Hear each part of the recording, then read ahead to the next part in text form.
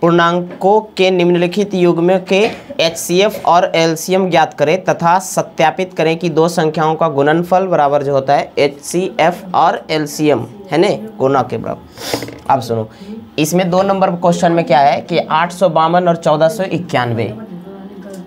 2 number question में 851 और कितना है 1492, यही ना 1491। इसको पहले एचसीएफ और एलसीएम निकालो। 851 का गुणनखंड करो, 1491 का गुणनखंड करो।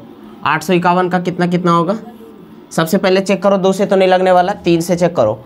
8 और ये 8 1 9 और 5 14 नहीं लगेगा, 3 से नहीं लगा, 4 से नहीं लगेगा, 5 से तो एकदम नहीं लगेगा, 6 से लगेगा ही नहीं, 7 से देखो 7 एकम 7 हो जाएगा। क्या है कहाँ 52 है, ओहो 852 है, 2 से लग जाएगा है ने, 2 से लगेगा तो यहाँ 2 चौके 8 और 26 दूना 52, फिर 2 से लगेगा 2 और 13 दूना 26।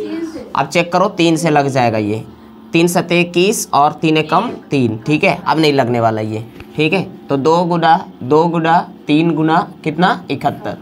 1491 का देखो 1491, यहाँ 2 से लगेगा तो 2 7 14, हाँ अच्छा 2 से लगेगा तो यहाँ पे हो जाएगा 2 7 14, यहाँ 0 देना पड़ेगा ना, नहीं 2 चौके 8 और यहाँ पे कितना हो जाएगा, अरे 2 से हम क्या लगा रहे हैं, 3 से लगेगा, यहाँ 3 चौके 12, 3 चौका 12 होगा ना, और उसके बाद यहाँ 2 देंगे तो 3 9 में 27, यहाँ 2 बचेगा, फिर 4 4 9 7, फिर कितना से लगेगा 7 4 11 7 से, हाँ 7 से लगेगा, 7 और 1, अब तो नहीं लग रहा, 3 गुणा 7 और गुणा कितना 71। यहाँ एलसीएम निकालो।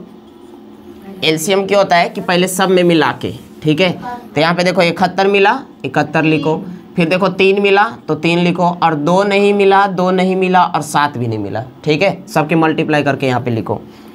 पहले देखो 4 हो गया, 4 तिया 12 हो गया, अब बरसते 84 हो गया, और 84 और गुना कितना करना है 71, ठीक है, तो यहाँ पे कितना हो जाएगा 1 8 होगा, और यहाँ 8 7 चौके 28 के 8 हाथ में 2, 8 7 56 और 2 58 हो जाएगा, यहाँ 4 6 9 5 5964 हो गया। उसके बाद अब एचसीएफ निकालो। एचसीएफ में क्या होगा कि जो दोनों में मिलना चाहिए, 71 मिला था और 3 मिला था, आंसर कितना हो जाएगा 200, यहाँ 3 हो जाएगा 7 21 213, यहाँ तक ठीक है। अब जांच करने वाला है, प्रूफ करो इसको। जांच में क्या लिखना है कि दो संख्या का गुणनफल इज इक्वल टू क्या होगा LCM और गुना HCF, यहाँ तक ठीक है। अब दो संख्या का गुणनफल कितना कितना है देख लो, संख्या कितना है 852 है और गुना में कितना है 1491, इधर कितना कितना है LCF कितना है 5964 और HCF कितना है 213, सबको मल्टीप्लाई कर दो आंसर आ जाएगा ना। कितना आता है गुना करके, कहाँ तक, यहाँ इसके बाद भी करना है, कितना आया था गुना करके 12 70 33 2, इधर भी उतना ही आ जाएगा 12 70 33 2। सही की थी ना गुना, हाँ छोड़ दिए, चलो जल्दी से करो, उतारना है। और कौन पूछ रही थी 3 नंबर क्वेश्चन नंबर 3 क्या कहता है। 3 नंबर क्वेश्चन में है ये तो हम बताए थे लगता है कल बोर्ड पे, यही क्वेश्चन सेम कल सेम क्वेश्चन बताए। और कौन है इसमें है 8 का 6 नंबर, 8 का 6 नंबर 3 के बता दिए थे कल।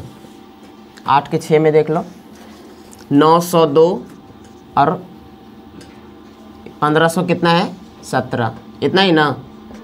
चलो 902 का तो गुणनखंड तोड़ो, कितना से लगेगा 902 है ना, तो 902 का तोड़ो कितना से, सबसे पहले 2 से लगेगा, 2 से लगाओ तो 45 1 होगा, फिर कितना से लगेगा 4 1 5 5 10, 3 से कहाँ से लग रहा, 3 से नहीं लगेगा, 7 से 7 6 42, नहीं लगेगा सर। हाँ बोलो।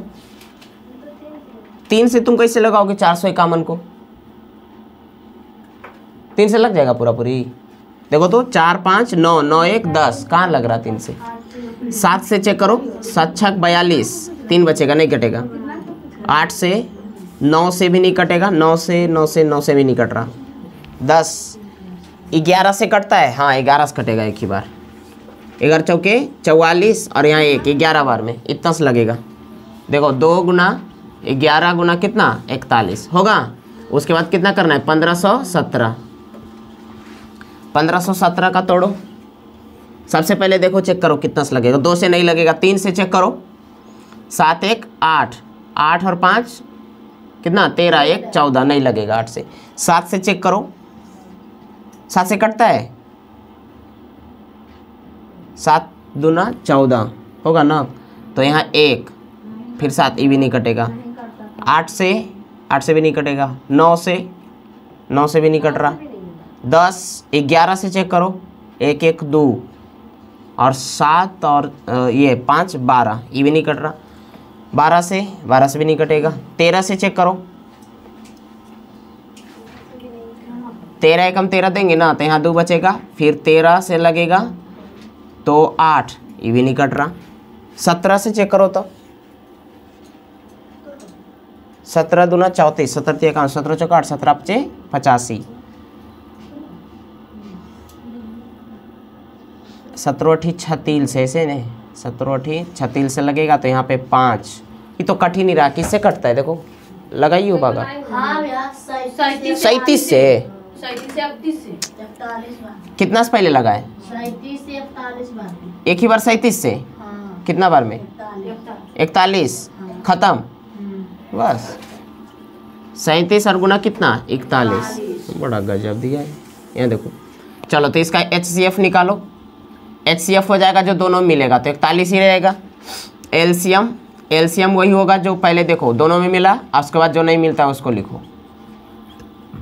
सबको मल्टीप्लाई कर दो, आंसर आ जाएगा। इसको गुना करो, 11 दूना 22 गुना कितना करना है 37 ना।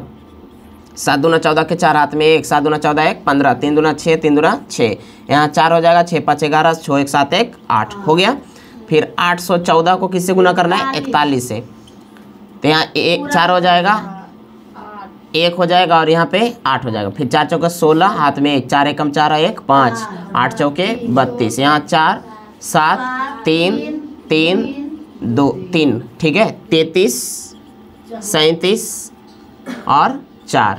अब इसको जांच करना है वही। फिर 2 संख्या का गुणनफल, 2 संख्या का गुणनफल बराबर हो जाएगा क्या चीज़, LCM और गुना HCF।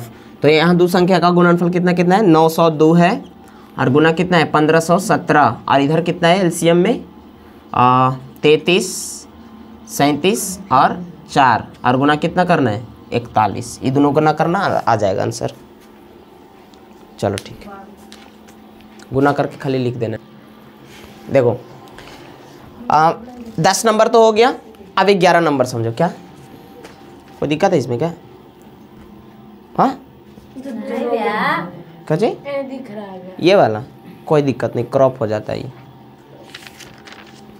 यहाँ पे देखो 11 नंबर समझो, उसके बाद 12 नंबर पे चलाएंगे वैसे ही सीधे सीधे। 11 नंबर समझो।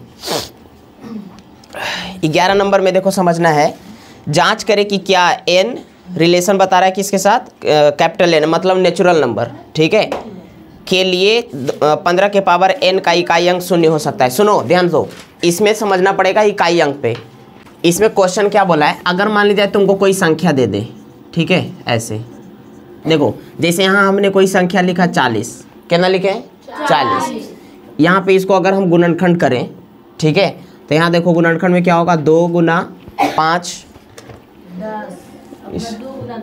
हाँ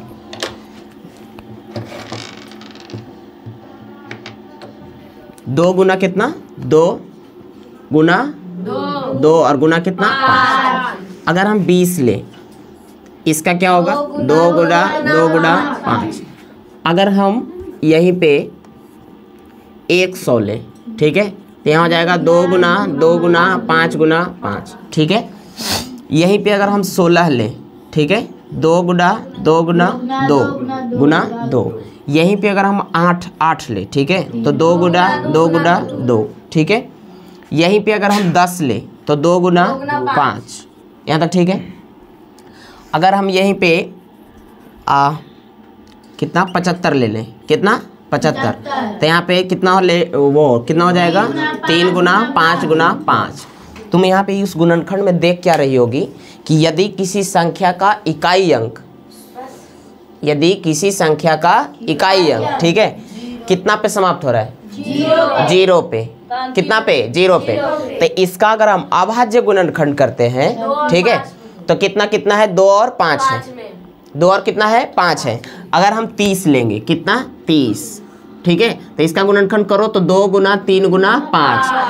यहाँ तक ठीक है। अब देखो इसमें तीनों शामिल हो गया, आ गया। अच्छा, अगर हम किसी संख्या ले लिए, कितना 210, इसका करेंगे तो 2 गुना 3 गुना 5 गुना 7 होगा कि नहीं होगा।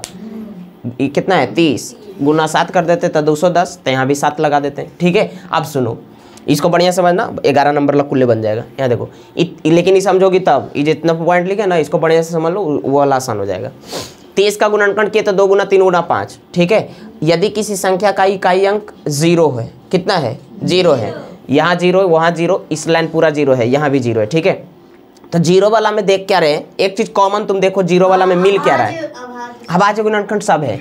अभाज्य गुणनखंड हाँ 2 और 5 है, सब में जितना है 0 वाला सब में 2 और 5 है। तुम देखो यहाँ भी 10 है, 0 5 है, ये 10 है, 0 5 है ही, 2 और 5 है ही।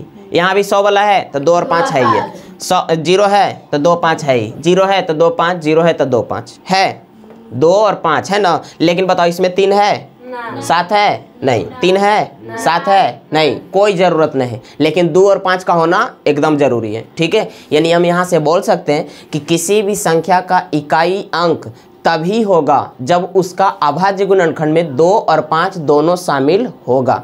ठीक है, अगर इसके अलावा कोई और संख्या शामिल है तो 2 और उसका इकाई अंक 0 पे समाप्त नहीं होगा। ऐसे बोल सकते हैं ना, कैलकुलेशन में निकल सकता है कि यदि किसी संख्या के अभाज्य गुणनखंड में 2 और 5, केवल नहीं लगा सकते, केवल बोलेंगे तो गलत हो जाएगा, क्योंकि केवल बोलेंगे तो 3 हट जाएगा फिर, लेकिन 3 भी तो आ रहा ना। तो यहाँ पे बोलना क्या पड़ेगा, यदि किसी संख्या के इकाई अंक 0 पर तभी समाप्त होगा जब उसका अभाज्य गुणनखंड में 2 और 5 दोनों शामिल हो। ठीक है, तभी वो 0 पे कौन सी होगा, समाप्त होगा, अन्यथा नहीं होने वाला। ठीक है, अब देखो ये तो निकल गया। लेकिन अगर हम जैसे यहाँ पे 10 लिए हैं, कितना लिए 10 लिए, ठीक है, तो 10 को हम देख रहे हैं कि 2 और 5 इसमें शामिल है, बट हम यहाँ पे 2 के जगह इसके पावर में 2 लिखते हैं। कितना लिखे 2, तो यहाँ पे तुम देखो यदि हम इसका गुणनखंड भी करें तो 2 और कितना होगा 5, ये जो 2 लिखा है 2 दोनों के ऊपर जाएगा, तो ये 2 के पावर है 2 और 5 के पावर भी 2 होगा। लेकिन उससे क्या दिक्कत है, यहाँ पे तो है ही ना। ठीक है, अच्छा यदि अगर कोई संख्या 0 के ऊपर समाप्त हो गया है, 0 पे कौन हो गया, समाप्त हो गया, तो इसका पावर तुम n अर्थात मतलब कि n के जगह कोई भी और भी रख दो, मतलब n के जगह नेचुरल नंबर 1 2 3 4 5 6 7 8 कुछ भी रख दो। ठीक है, तो उसका भी गुणनखंड करेंगे ना। जैसे देखो हम यहाँ पे 10 के पावर 2 रखे हैं, इसका मतलब क्या होगा 100 होगा, 100 होगा कि नहीं होगा बोलो। तो 100 का भी गुणनखंड तोड़ेंगे, देखो यह है इसका टूटा हुआ है कि नहीं, देखो है, इसमें भी 2 और 5 शामिल है कि नहीं, यानी कहने का अच्छा 30 है यहाँ पे है। अगर हम इसके ऊपर पावर कर दें 3, पावर कितना कर दिए 3, तो इसको 30 गुना 30 करेंगे तो कितना आएगा 27,000 आएगा। कितना 27,000। उसका भी अगर गुणनखंड करेंगे ना तो उसमें भी 2 और 5 कौन सी रहेगा, शामिल रहेगा। जैसे यहाँ तुम 10 के थोड़ा छोटा सा अंक है, इसलिए इसको इसी से समझ लो। 10 के पावर n लिखे, n के पावर हम कुछ भी रख देते हैं, 2 3 4 5, फिर भी उसका गुणनखंड करेंगे तो उसमें क्या शामिल रहेगा 2 और 5, यानी 0 कभी तभी समाप्त होगा जब उसके गुणनखंड में कितना रहना चाहिए 2 और 5। यहाँ तो कोई दिक्कत नहीं। अब बताओ, उसके बाद हम आगे बढ़ते हैं। ठीक है, अब थोड़ा सा दूसरा अंक पे गौर करो। यहाँ पे जैसे 16 लिखा है, 16 लिखा है ना, तब तुम इसमें देखो कि 0 पे ही समाप्त हुआ है नहीं, अभाज्य गुणनखंड में देखो 2 है 5 है, ये नहीं है, इसलिए 0 पे समाप्त नहीं हुआ। यहाँ तक ठीक है। यहाँ पे देखो 75 लिखा है, 5 वाला देखो, 5 वाला इकाई अंक कितना है 5 है। 5 कब आएगा, 5 कब आएगा, मतलब लास्ट में क्या चीज रहना है, मतलब लास्ट में हमको 5 लाना, सुनो ना, लास्ट में हमको कितना इकाई अंक कितना लाना है 5, तो 5 वाला कब समाप्त होगा जो तुम देखो, ठीक है। कोई अदर एग्जाम्पल लेते हैं, जैसे यहाँ पे 15 लिखे, कितना लिखे हैं 15, तो 15 का गुणनखंड करो 3 गुना 5, ठीक है। अगर हम यहाँ पे 25 लेते हैं, 5 गुना कितना है 5, 35 लेते हैं कितना है 7 गुना 5 आ रहा है, 45 लेते हैं कितना आ रहा है 3 गुना 5, लेकिन अगर हम 90 ले लेते हैं, ठीक है, तो 2 गुना 3 गुना 5, यहाँ तक सही है। सुनो ध्यान से, 5 पे कब समाप्त होगा, जब उसके अभाज्य गुणनखंड में देखो यहाँ भी 5, यहाँ भी 5, यहाँ भी 5, यहाँ भी 5 है, लेकिन 5 के अलावे कोई सम संख्या के रूप में नहीं रहना चाहिए। सम संख्या कहने का मतलब 2 इसमें शामिल नहीं रहना चाहिए। जहां 2 आया, ठीक है, जहां 2 आया इसको नाश कर देगा, 5 पे समाप्त होने नहीं देगा। देखो ना, यहाँ भी 5 था, यहाँ आ गया कौन 2, तो वह 0 पे समाप्त हो गया। यहाँ तक ठीक है। मतलब कि यदि किसी संख्या के अभाज्य गुणनखंड में 5 शामिल रहना चाहिए, 5 के अलावे 2 शामिल नहीं रहना चाहिए, ठीक है, तब उसका इकाई अंक कितना पे समाप्त होगा 5 पे। यहाँ तक ठीक है। यानी 5 पे समाप्त होने के लिए उसका शर्त क्या हुआ कि उसके अभाज्य गुणनखंड में 5 के साथ 2 शामिल नहीं रहना चाहिए, ठीक है। यानी उसके अभाज्य गुणनखंड में केवल 5 शामिल रहना चाहिए और 2 शामिल नहीं रहना चाहिए, ठीक है। तो वो संख्या का इकाई अंक कितना होगा 5 होगा। यहाँ तक सही है, दोनों शर्त हो गया। 0 पे कब समाप्त होगा, जब उसके अभाज्य गुणनखंड में कितना कितना रहेगा 2 और 5 रहेगा। 5 पर कब समाप्त होगा, जब उसके अभाज्य गुणनखंड में केवल 5 हो, ठीक है, लेकिन 2 शामिल नहीं रहना चाहिए। 5 के अलावे कोई और संख्या शामिल हो लेकिन 2 नहीं रहना चाहिए, तब वो कितना पे होगा 5 पे। कोई भी संख्या एग्जाम्पल ले लो, 2 के छोड़ के कोई भी जहाँ पे डाल दूं, जैसे यहाँ पे अगर ये कुछ भी डालते ना 55 का, तो 11 गुना 5, ठीक है, तो यानी 2 नहीं रहेगा तो किस पे समाप्त होगा 5 पे, लेकिन एगो उसमें 5 रहना चाहिए। अच्छा एक चीज़ और बताओ कि यहाँ पे जो है शून्य की संख्या किस पे डिपेंड कर रहा है, ये क्वेश्चन नहीं आता है, बट यहाँ पे थोड़ा सा देख लो। 40 है, 40 में तुम देखो 2 गुना 5 है, यहाँ 5 का एगो है, और यहाँ 2 का एगो है, 3 गो है, 0 का एगो आया एगो। आओ आगे बढ़ते हैं। यहाँ पे 16 है, 2 और 2 5 है, ये ना है, 0 आया नहीं आया, 8 है 0 आया नहीं आया। यहाँ पे देखो 10 है 1 0 है, यहाँ पे 2 और 5 आया। पहले तो यहाँ कंफर्म है कि 0 लाने के लिए 2 5 रहेगा ही रहेगा। यहाँ तक ठीक है। अब डिपेंड किस पे करेगा कि कई को 0 होगा, तो दोनों पे डिपेंड करेगा, 5 और 2 दोनों पे। एगो 2 और एगो 5 मिलके एगो 0 का निर्माण करेगा, नहीं कर रहा, देखो ना, एगो 2 और एगो 5 मिलके एगो 0 का निर्माण कर रहा है। उसी प्रकार अगर 2 गो 2 रहेगा, 2 गो 5 रहेगा, तो कई 0 बनेगा 2 0। 100 वाला में देखो 2 गो 2 है और 2 गो 5 है, तो 2 गो 0 बना।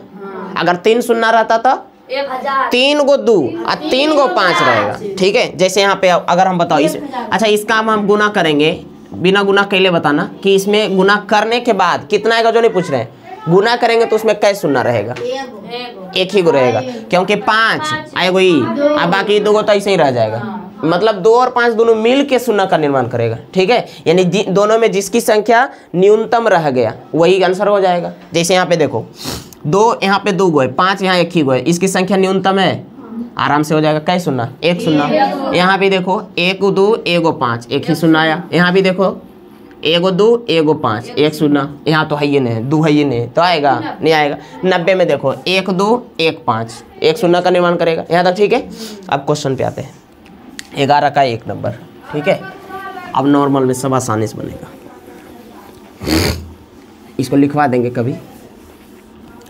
देखो पहला क्वेश्चन कहता है जांच करें कि क्या n रिलेशन किससे बता रहा है, नेचुरल नंबर से, कैपिटल N है, के लिए 15 के पावर n का इकाई अंक 0 हो सकता है, ठीक है। यानी साबित हमको जांच करने बोला है, साबित नहीं करने बोला है, जांच करने बोला है कि क्या हो सकता है कि नहीं हो सकता।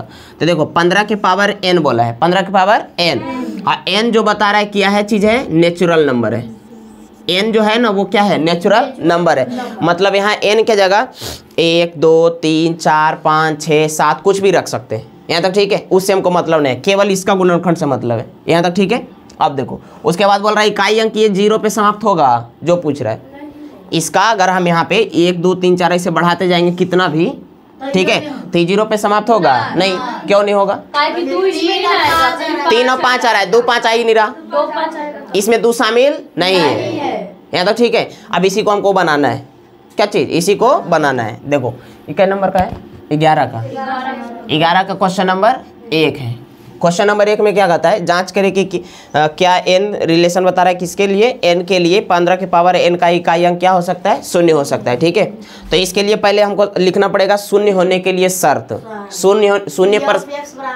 शून्य पर समाप्त होने के लिए शर्त। यहाँ तक ठीक है? लिखेंगे क्या चीज है ना?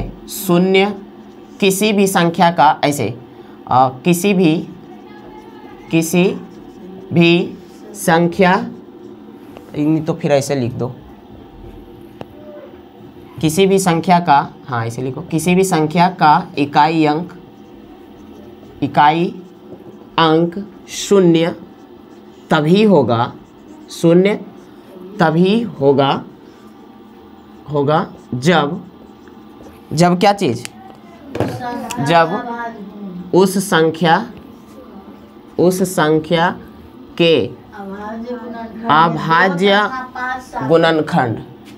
अभाज्य गुणनखंड में 2 तथा 5 दोनों शामिल हो। 2 तथा 5 दोनों शामिल हो।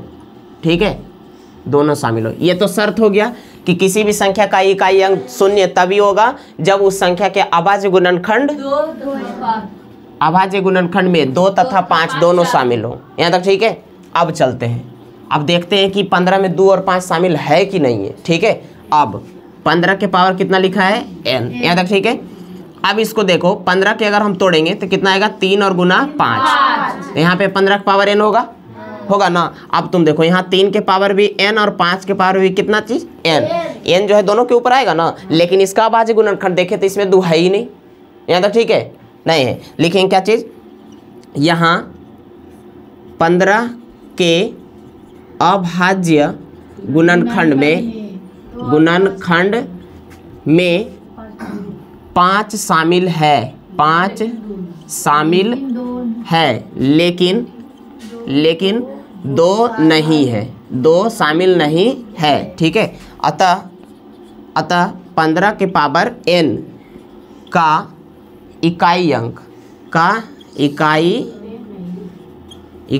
अंक शून्य पे समाप्त नहीं होगा। इकाई अंक शून्य पर समाप्त नहीं होगा,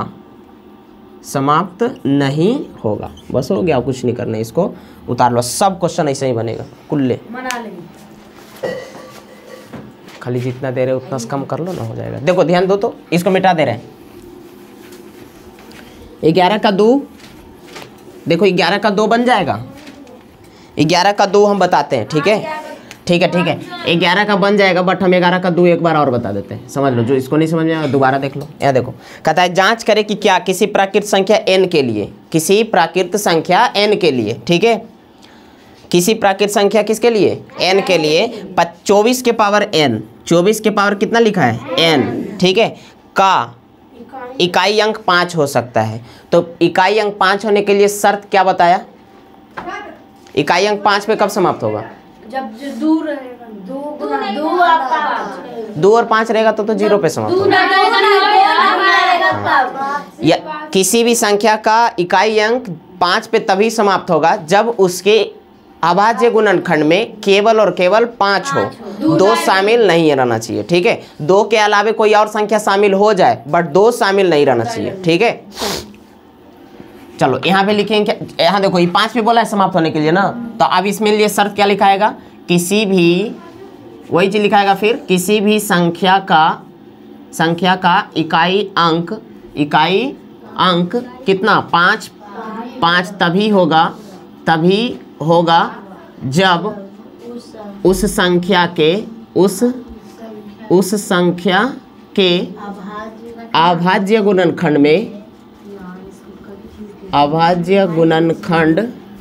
में 5 के अलावे कोई अन्य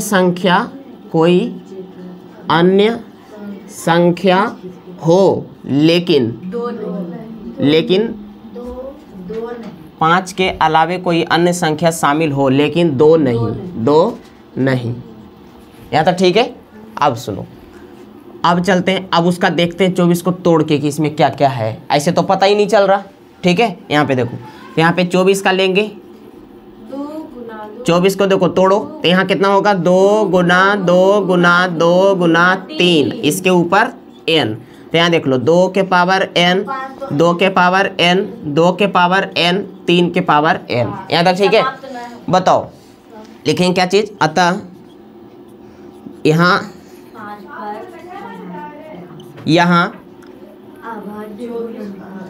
24 के अभाज्य गुणनखंड में 5 शामिल नहीं है, 5 शामिल नहीं है। अतः इसका इकाई अंक 5 पर समाप्त नहीं होगा, 5 नहीं हो सकता या 5 पर समाप्त नहीं होगा। जो लिखना है लिखो। अब यहाँ 7 का कैसे गुणनखंड करेंगे? समाप्त नहीं होगा। हाँ 7 गुना 1 कर देंगे। 7 दे दिया। इसको जिसको उतारना है उतारिए। और कौन बताना है? 12 के 3 नंबर। अच्छा 1 मिनट, थोड़ा सा रुक जाओ अभी। 11 में देखो 1 से लेकर के 6 तक क्वेश्चन है, जिसमें से 2 को हम बता दिए। 3, 4, 5, 6 में कोनो अगर बताना है तो बोलो। चुप। पूछ ले 4 में 6 का 6 नहीं 11 में बोल रहे हैं। 6 तो कभी नहीं खत्म हो गया, कहाँ थी? 11 का 6 समझना। देखो समझा रहे हैं, देखो 11 के 6 में करा है कि 7 के पावर n पे चेक करना है। तो 7 गुना 1 उसका टूटेगा। अब देखो 7 गुना 1 जब टूटेगा, 7 के पावर n बोला है ना, तो इसका तोड़ेंगे तो 7 गुना 1 ही होता है। और 5 पे समाप्त होने के लिए शर्त क्या है कि उसको 5 के अलावे कोई अन्य संख्या रहना चाहिए, बट 2 नहीं रहना चाहिए। तो इसमें 5 न है नहीं है, तो 5 पे अंक खत्म ही नहीं होगा। 5 पे होगा नहीं होगा। सेम तो यही क्वेश्चन था कल। यहाँ पे 24 की जगह कितना दे दिया है? 7 दे दिया, बस हो गया। अच्छा अब देखो 12 पे आते हैं। क्वेश्चन नंबर 12 पे आ जाओ। देखो क्वेश्चन नंबर 12 क्या कहता है। शांति से रहो, पीछे। अरे दांत का निकाल लियो, दांत कबाड़ के हाथ में दे देंगे और घरे भेजा देंगे। ऐसे लेते जियो केनाइन। हाँ अभी रुक जाओ, 13 पे नहीं, अभी 12 पहले देख लो। कहता है व्याख्या करें कि 7 गुना 11 गुना 13 प्लस 7 एक अभाज्य संख्या है। बता दिए है 7। अच्छा 1 मिनट, 7 गुना 11 गुना 13 और प्लस कितना 7, ये किस पे समाप्त होने के लिए बोला है? समाप्त होने के लिए भाज्य संख्या लाने बोला है। क्या चीज? भाज्य संख्या ना। तो इसका तुम कैलकुलेशन करो थोड़ा सा। 7 के कॉमन ले लो तो यहाँ पे हो जाएगा कितना? प्लस 8। यहाँ पे देखो 7 होगा, इसको कैलकुलेट करेंगे तो कितना हो जाएगा बताओ? 143 और प्लस 1 144। और यहाँ पे देखो इसको गुणनखंड करेंगे 144 का कितना कितना होगा? 144 का ना सबसे पहले 2 से लगाओ तो 72, फिर 2 से लगाओ तो 36, 2 से लगाओ तो 18, 2 से लगाओ तो 9, 3 गुना 3। देखो किसी भी संख्या, अच्छा कोई भी अगर हम 2 अभाज्य संख्या को ले, ठीक है, 2 या तो 2 से अधिक अभाज्य संख्या को ले और आपस में अगर हम गुना करें तो कौन संख्या आएगा? भाज्य संख्या है। अभाज्य संख्या है, अभाज्य संख्या सब अभाज्य संख्या है। और 2 से ज्यादा है, गुना करेंगे तो कौन संख्या आएगा? लिखेंगे क्या चीज? चूंकि 2 या 2 से अधिक, 2 या 2 से अधिक अभाज्य संख्या का गुणनफल क्या लिख दिए? गुणनफल हमेशा भाज्य संख्या होती है, भाज्य संख्या होती है। अतः 7 गुना 11 गुना 13 प्लस 7 एक भाज्य संख्या है, एक भाज्य संख्या है। बस ऐसे करना है, कुछ करना है इसमें नहीं करना है। देखो रुक जाओ, अभी रुक जाओ ना, बाद में उतार लेना, उतारने का समय देंगे, अभी मत उतारो। देखो इसी का सेम क्वेश्चन है दूसरा का, इसी का दूसरा सेम क्वेश्चन, अभी मत उतारो। देखो 5 गुना 7 गुना कितना है 13 और प्लस कितना 5, इसमें 5 के कॉमन ले लेना है, होगा और सेम इसी के जैसा बन जाएगा। ठीक है 3 नंबर हम बताते हैं। ठीक देखो 3 नंबर, 3 नंबर में देख लो, कहता है 5 गुना 7 और गुना कितना है 11 और गुना 13 और फिर 55 है, इतना ही ना।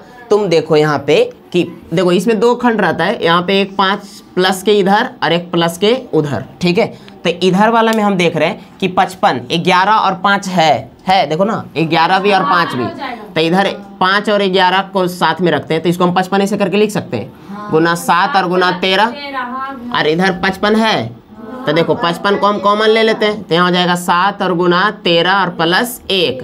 बताओ 55 और गुना 13 सत्ते 91 और 1 92, सबको तोड़ दो, इसका हो जाएगा 11 गुना 5 और ये 92 का पहले 2 से लगाओ तो कितना 46 होगा, फिर 2 से लगाएंगे तो 23, अब नहीं होगा ना। तो यहाँ पे अब क्या लिखाएगा, सेम चीज वही कि चुप क्या हुआ 7 है कहाँ, 7 के तुम कॉमन ले ही नहीं सकती हो। हाँ 5 भी लोगे तो कोई दिक्कत नहीं, उतना आंसर आएगा, कोई दिक्कत नहीं है। तुम 5 के लो चाहे 11 का लो चाहे 55 का लो, आंसर वही आएगा, कोई दिक्कत नहीं। अब यही चीज जो यहाँ पे लिखा हुआ है ना, ये जो यहाँ पे लिखा हुआ है सेम चीज यहाँ पे लिखा जाएगा, यहाँ तक ठीक है। ये जो यहाँ पे लिखे हैं 2 या 2 से अधिक आभाज्य संख्या का गुणनफल हमेशा भाज्य संख्या होती है, सेम चीज यहाँ भी हो जाएगा। ठीक है कॉपी कर देना है। अब इसको जिसको उतारना है उतार लो, फिर हम आगे बढ़ेंगे।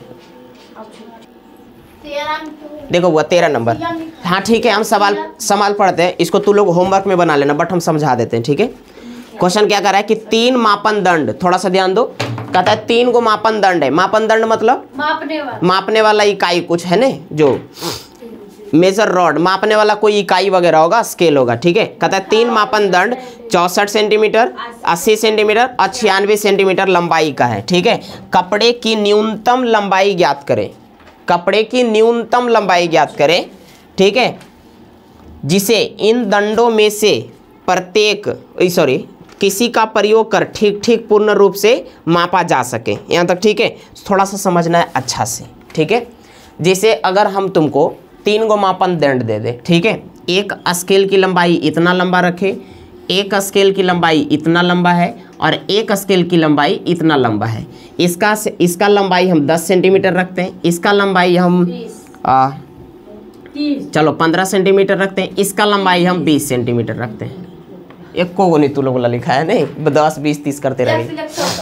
अच्छा यहाँ पे समझो, इसका सुनो ध्यान दो ना, जैसे एक इतना चुप रहो हल्ला नहीं करो, जैसे एक इतना लंबा हुआ 10 सेंटीमीटर का, फिर इससे थोड़ा लंबा हुआ 15 सेंटीमीटर का और इससे लंबा हुआ 20 सेंटीमीटर का, यहाँ तक ठीक है। मतलब एक लंबाई का एक दूसरा मापक दंड और ये तीसरा मापक दंड, 3 को ऐसे कर करके हो गया, नहीं हो गया। अब इसमें से तुमको करना क्या है, जो समझना कि एक हम ऐसे लंबाई को तुमको मापना है, समझ गई, एक रस्सी तुमको हम दे दें, ठीक है, और उस रस्सी को ना मतलब कि तीनों मापन दंड आराम से माप सकता है, उस मतलब उसका लंबाई तुमको बताना है कि कितना हो सकता है। ठीक है 5, चलो ठीक है, जैसे सपोज करो अगर तुम 5 लियो, कितना 5 यानी 5 सेंटीमीटर का कोई हम एक ठोर लंबा रस्सी ले लिए, एक रस्सी लिए, ठीक है, कितना सेंटीमीटर का है 5 सेंटीमीटर का। थोड़ा सा ध्यान देना, यही समझना है कि एलसीएम निकलेगा कि एचसीएफ।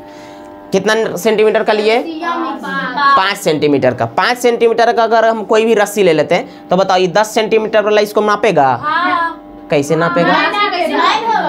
ये 5 सेंटीमीटर का है, ये 5 सेंटीमीटर है, ये नाप ही वाला 10 सेंटीमीटर। जैसे देखो ये है स्केच, 5 सेंटीमीटर का रस्सी कोई नाप लिए, ये मापन दंड है, ठीक है, कैसे नापेंगे इसको? ई नाप देगा इसको, हमको इसको नापना है, इससे मापन दंड से नापना है ना, तो ये तो इतनी छोटा कैसे नापाएगा? नपा पाएगा? नहीं न पाएगा। ठीक है तो बताओ इसका लंबाई क्या रहेगा? बड़ा ही रहेगा। ठीक है आज देखो क्वेश्चन, ठीक है 25 सेंटीमीटर, कितना 25 सेंटीमीटर, 10 वाला इसको नाप पाएगा पूरा? 2 बार नापेगा तब 20 होगा, 5 रह गया, एलसीएम निकलेगा। क्या चीज? एलसीएम।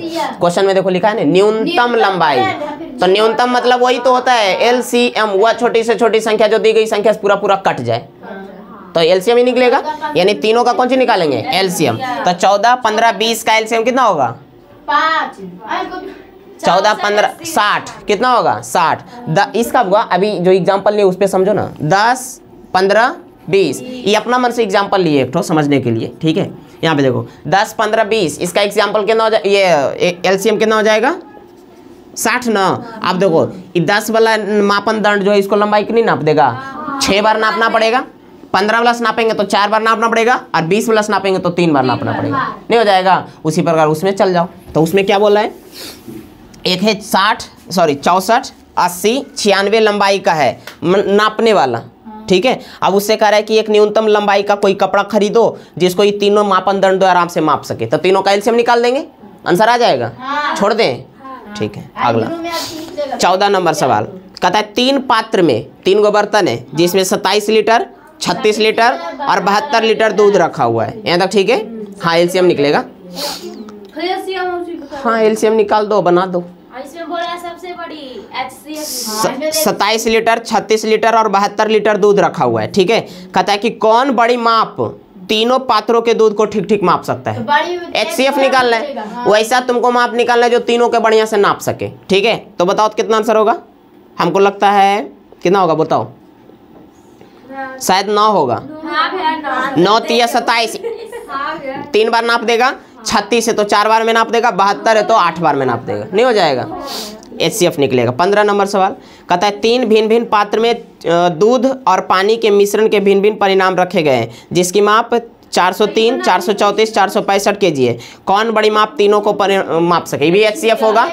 अरे मासा निकालना है, कुछ नहीं करना है। HCF तुमको जैसे निकालना है निकाल सकती हो, ठीक है। यूक्लिड विभाजन से करके, चाहे भाग विधि से, चाहे गुणनखंड विधि से, तुम्हारी इच्छा जैसे भी निकालना है निकाल सकते हो, कोई दिक्कत नहीं है। मासा तो निकालना ही आता है ना, बचपन में हम लोग सीखे, जब हम लोग ऐसे ही खेला करते थे मिट्टी वगैरह में।